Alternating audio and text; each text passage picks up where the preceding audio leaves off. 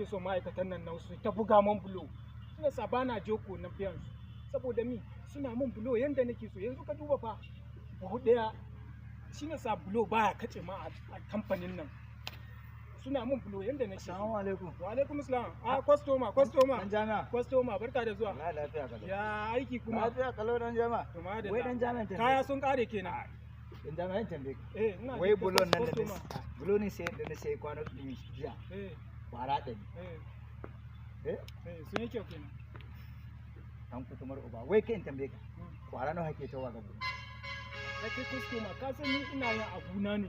Ina yin kasuwanci na ne cikin sauki yanda zan jawo customer ya zo ya duba ya je ya saya kayana ya dawo da wuri mai inganci nake yi kayana mai inganci ne domin gobe ya dawo ya zo ya saya a guri na kaga idan ban yi mai inganci ba gobe ba ni dogon surutu ne kamar kwara nawa kake tawa ga bulo yanzu customer ka san mu masu adalci duk buhu daya ina fitar da shi bulo 150 nake fitar da shi 150 saboda mi domin in samu customers su zo su ka san sabon gidan bulo ne dole ne in fitar da shi 150 sabanin wasu 300 suke fitar da shi ana fitar da bulo kwara 60 kai kana fitowa 150 wani gidan bulo ina ne haba customer tunda dai ba bulon siminti ne zan yi ba kai bari in ga ma ba ni da mutunci bari in ga ma shin wai kuɗi na za ka bani jira customer wai me ya faru kai hakuri bai yiwa in sai bulo kwara 100 a gurin ka ya hakuri customer wai fada mu me ya faru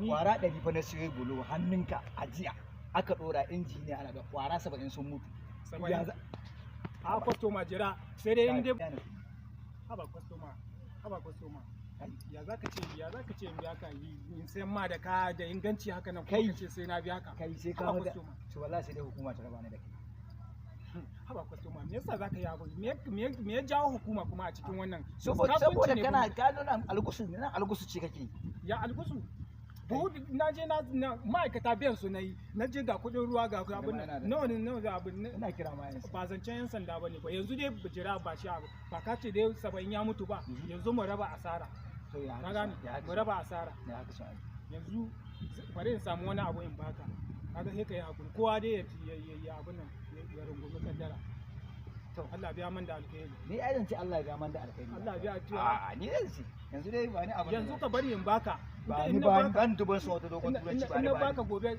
kai ban ma sake sayan ma da bulo to mi ma zan yi da wannan bolon yashi ban ƙara zuwa yanzu ka yashi nake bukata ga ka bari zan baka tihoshi can ni dai mu raba ka bari za mu raba in baka wani abu yanzu ba shikenan ba to ka je ka ba zan sake sayar ma da to ni ba zan ƙara zuwa sayan yashi ba zan ƙara zuwa sayan yashi haka ake yashi je in biya kuɗi in buga bulo ka zo kana mun ka je ka dauko wasu rubbish din mesosa sun zo sun baba sun kakkashe ma bulo ka zo ka ce wai na haba